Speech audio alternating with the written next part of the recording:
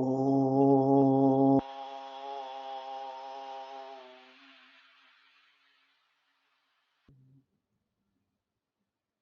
योगेन चित्तस्य पदेन वाचां मलं शरीरस्य च वैद्यकेन योपाकरोत्तं प्रवरं मुनीनां पतञ्जलिं प्राञ्जलिरानतोऽस्मि आबाहु पुरुषाकारम् शङ्खचक्रासिधारिणम् सहस्रशिरसं श्वेतं प्रणमामि पतञ्जलिम् गुरुर्ब्रह्मा गुरुर्विष्णु गुरुर्देवो महेश्वरः गुरुर्साक्षात् परं ब्रह्म तस्मै श्रीगुरवे नमः हरिः ओम्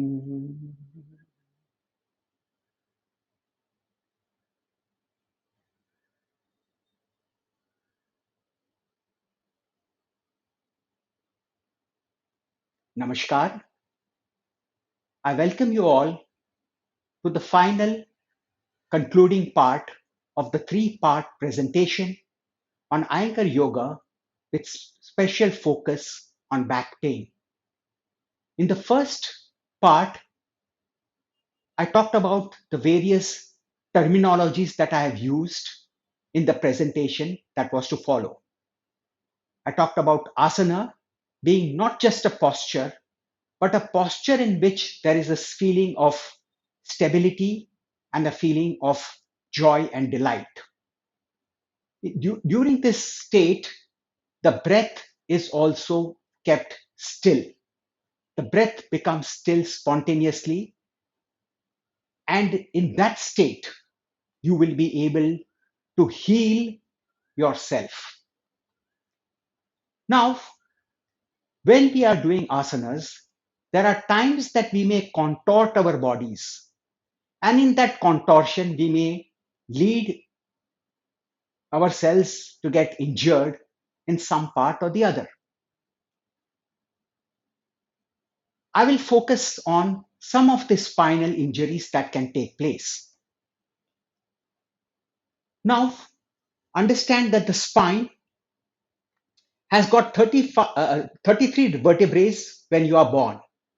And later, as you age, the number of vertebrae reduce because a few of the vertebrae get fused to form the sacral region and the coccyx.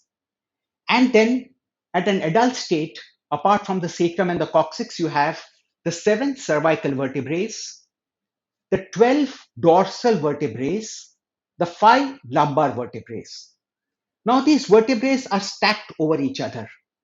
And when they are stacked over each other, they are kept in place by the muscles, the tendons, the ligaments, and they are also kept in place through discs which ensure that these vertebrae don't sort of press on each other very strongly, but there is some kind of cushion between the two.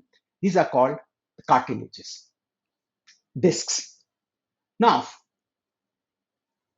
a spinal injury can take place in any of these regions. It could be in the cervical region or it could be in the lumbar region. Normally, you don't hear of many injuries taking place in the dorsal region of the spine. Why is that? It is because the ribs are connecting the cervical, the sternum in the front and the tailbone, on the spine at the back. So there is a very stable structure which is kept in place, and therefore the dorsal region generally would not have much painful conditions, but cervical and lumbar is quite common. Now, normally, if the injury is due to posture of our daily activities, what happens is that if there is a lumbar pain, the cervical spine gets affected because you change the gait of your body, the gait of your walk, and the position of the body. And if you have cervical pain, the lumbar also gets affected. So generally, these two are connected. So how do you attend to these problems which can occur to you due to either wrong practice of yoga or due to injuries from outside period of time when you are in the normal activities of life? Now, what we will do is we will see certain poses that can help you to access those parts which are injured either due to compression or overstretch. Now, in the last class, before we ended the last session, I asked you to do two postures. One is Baddha Konasana and the second is Virasana. Now, in Baddha Konasana and Virasana, we will add a spinal twist. So as you add the spinal twist, we will see the effect that you can experience on the spine.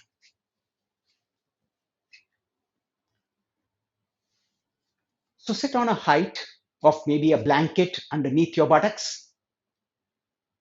Then go into Baddha Konasana, where the knees are spread out. Your ankles are kept in place together. Then, as you start to lower your shoulders firmly and gently, you will start to experience this no breath state in Baddha Konasana. From this condition, you have to turn your trunk to the side.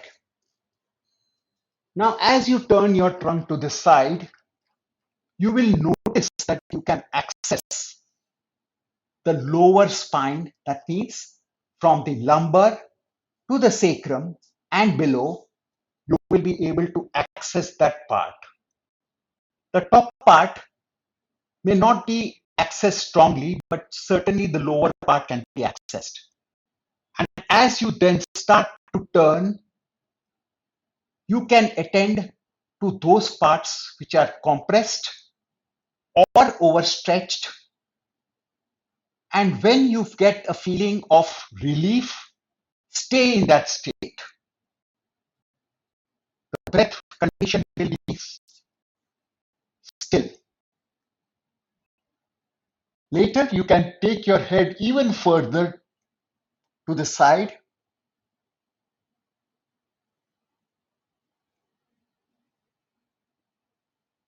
and stay there. When you come out, move over to the other side. Remember, the side which gives you relief is the side that you will have to do longer, because the injury will be healed during that time when you are feeling that relief. Don't try to force yourself on the other side if it is painful. So with that, turn over to the other side, get the shoulders going down, sense the lower spine, which is mobilized now, and you will see how you can turn the lower spine, whereas the top spine remains stagnant. So in this way, you can access the infirmities of the lower spine in twisting in Baddha Konasana position. You can even take the head further back and then slowly come out. So in Baddha Konasana, you will be able to access the region of the spine from the lumbar downwards, and you can access those parts which need access and where you can get some freedom. You can go into Virasana, which was done in the last session also. So be in Virasana. Stay there. And now when you turn, you will find that the lower spine is steady, firm, but the upper spine can be accessed. That means from lumbar upwards, all the way up to the cervical region at the top, this part will be accessible to you. So when you want to access the upper spine, do, do Virasana and then turn to the sides. You can access the cervical spine also and then turn further. You will see that the lower spine will be steady and holding you while the upper spine turns.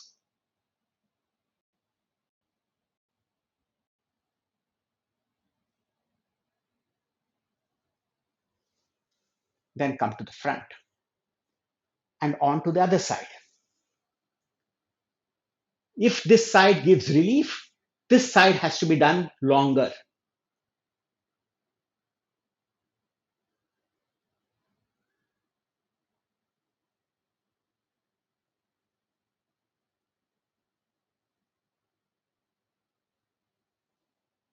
Now, there are different kinds of spinal injuries that can take place, which cause back pain.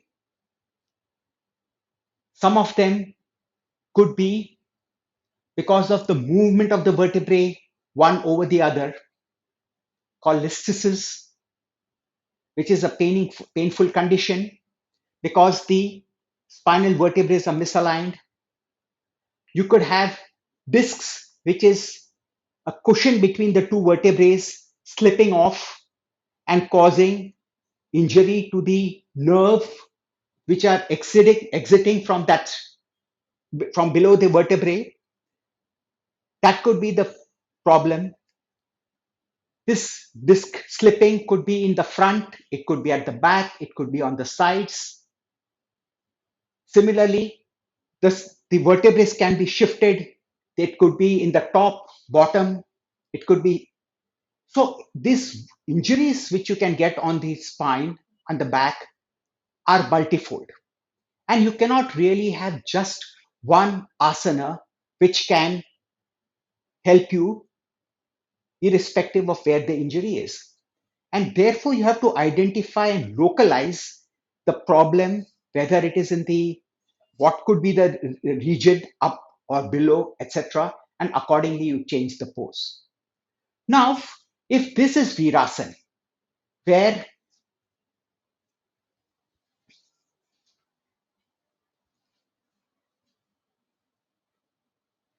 you can see the ankle getting extended and the foot is in line with the lower leg, this is Virasana.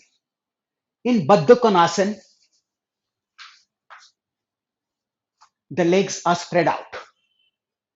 Now we have a posture which is a mix of Baddha Konasana and Virasana. So you have one leg in Baddha Konasana, the other leg kept in Virasana, as you will see. This is the sitting position for Bharadwajasana, where one leg is in Baddha Konasana, the other leg is in Virasana. And this can help you to access the complete spine. As you will see now, I have kept that position and now I am turning my trunk to the side. Now, when I turn the trunk to the side, when my legs are on the right side and when I turn, I have the full spinal access from the base of the spine to the top of the spine. And I will sense one side of the spine, which is the left side of the spine.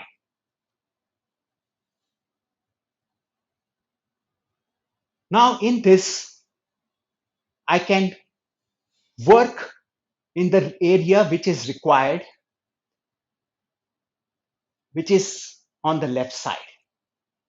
To intensify the pose further, to get further deeper access, I can hold my right elbow with the left palm and turn.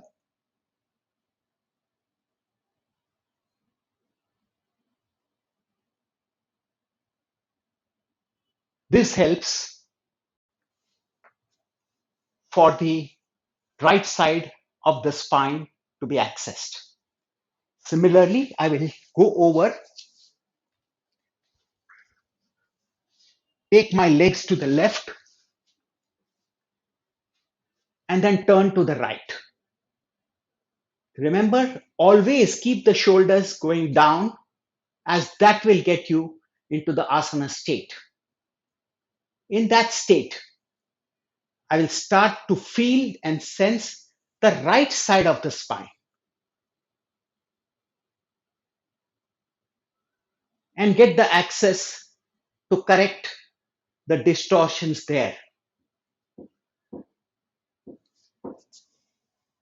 To intensify, I can hold my elbow of the left with the right palm and then turn.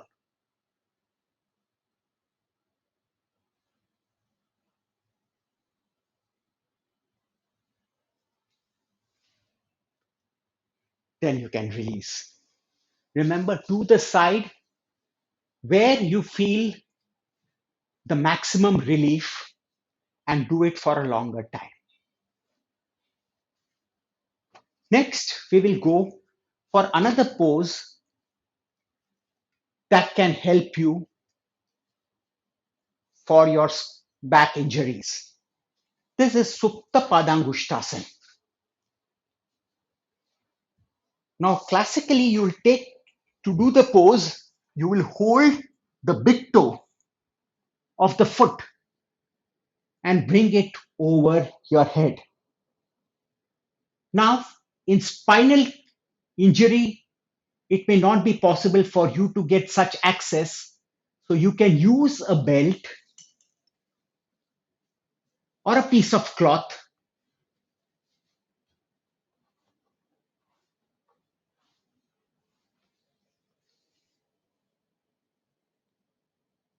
and pull the rope, pull the belt, and stay there for a while. Now you will have access to the lowermost part of the spine and the injuries that are connected with the back, but it could be on the lower, the upper leg and the lower leg. Now pull the leg to the front, and as you do so, just pull the shoulders away from the ears and see how the back gets released. Very often, the tightness in the back of the thighs creates a back pain.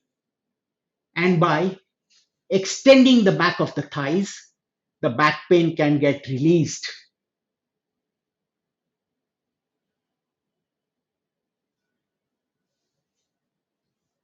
Do it on the other side. Move the shoulders away from the ears. See that the leg which is on the floor is kept straight, and then get the leg to extend. This will release the tightness in the back of the thighs, which sometimes creates lower back pain.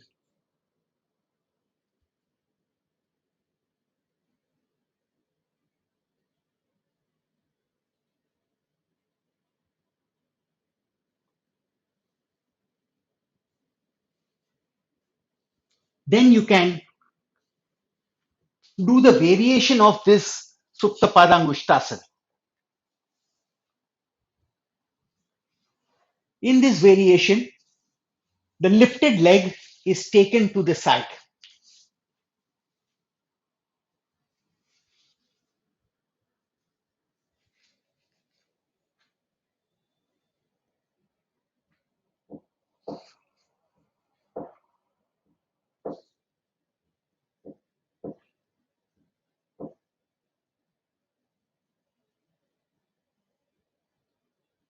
Often the lower back pain, because of the tightness in the groins, is released through Supta Padangushtasana.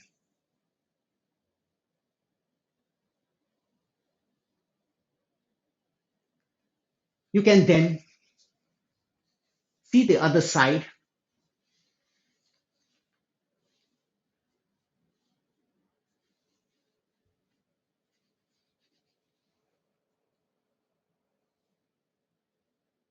Don't disturb the leg which is on the floor. The lifted leg will then be extended to the right side.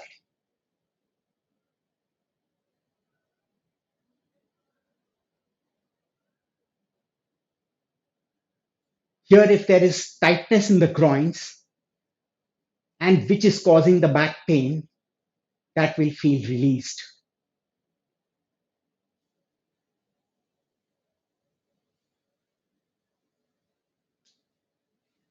The third variation in Supta Padangushtasana is to take your lifted leg across to the other side. So I've got my right leg lifted. I will take it over to the left side, and at the same time, I will turn the leg which is on the floor also to the left.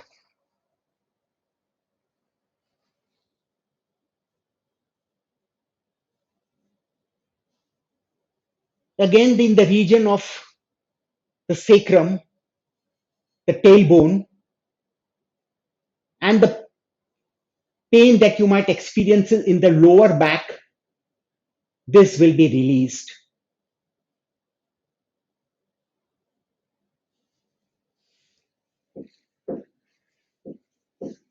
And see the other side also, how the leg which is on the floor is turned.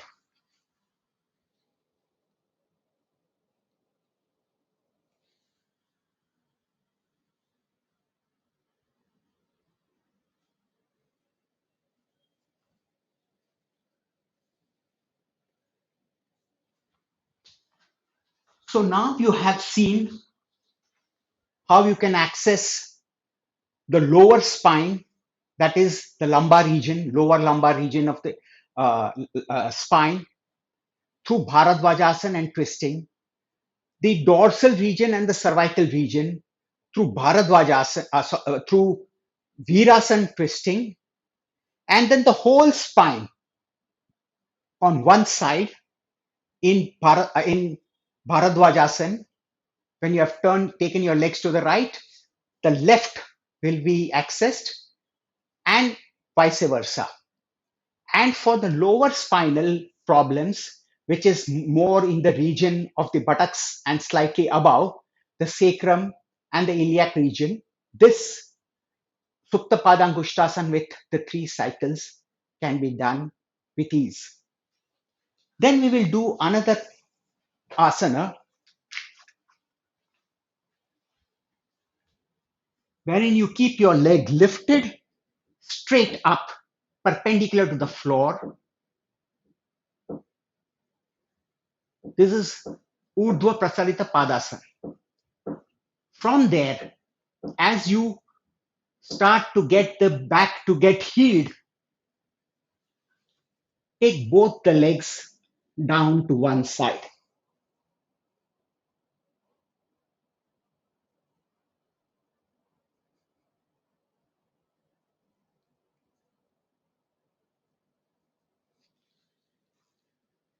And then you can do it on the other side.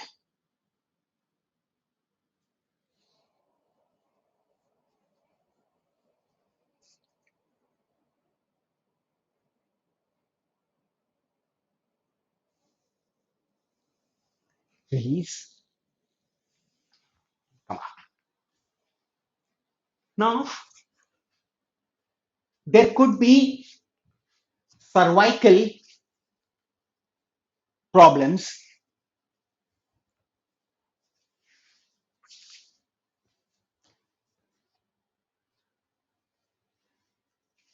Now see how you can strengthen, lengthen the spine and take the head back.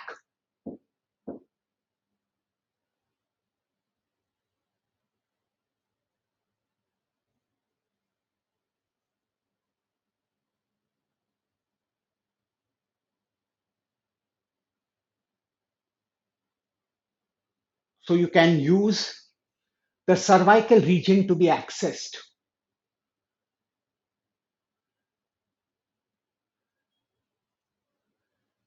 Release.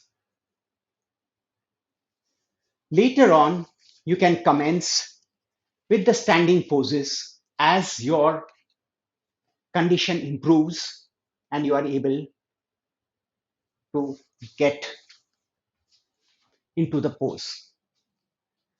Sometimes, if the pain is still persisting as you go, you can extend the distance between the two legs. As you can see now, the distance is more than what you normally take in Trikonasana. This gives you the access to lengthen the spine on the side, on the rear leg side or this side. So then you can stay there.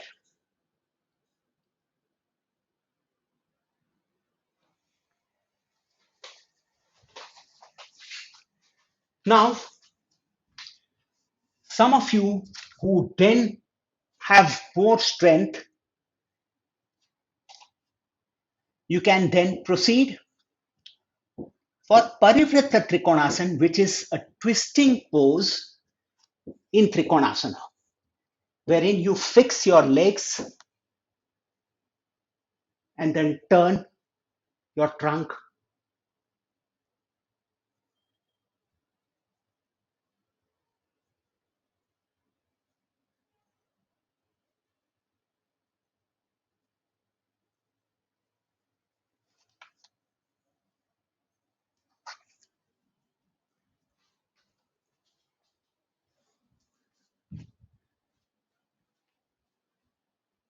So now you have got a few asanas, and these asanas, it's not that you just have to do it.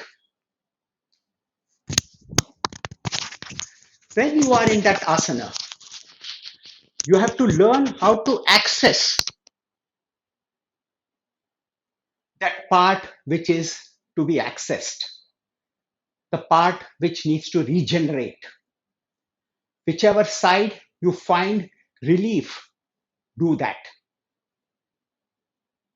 Now, this practice is for you. It is not meant for giving relief to others, because you do not understand, we do not understand what is happening to the person who is feeling the pain and what is helping. To go into therapeutic yoga, you need a tremendous amount of skill and proficiency in your own practice. It is said by Malcolm Gladwell that to get to be an expert in any subject, you need to practice over 10,000 hours to get some amount of expertise. And that works out to working for 10 to 30 years. Why it takes so much time? Because in this 10,000 hours, you would have seen yourself aging. You would have seen yourself in different conditions, in painful conditions, sick conditions, in different weathers, conditions, and so on. And then you will start to build a pattern of what can go wrong and how it can be corrected So with this understanding, with these patterns, one can start to observe that when I had this pain, how do I walk? How did I walk? So similarly, if I see someone walking like me, it is possible that he has got the same condition. And if this is the condition which I had and how I've rectified that, I can also help somebody who has got a similar pattern which I observe, then I can help to rectify that. So for that, you require a lot of understanding before you can attempt into a therapeutical aspect of yoga. But till then, the least we can do is to heal ourselves in case there is an injury, maybe due to some mistakes in our normal walks of life or accidents, or if done by making a wrong adjustment in the asana which has created a pain or an injury, at least we know how we can rectify it without feeling ourselves needing to go for a regular practitioner of medicine. With this, I end this session. Namaskar. God bless you all.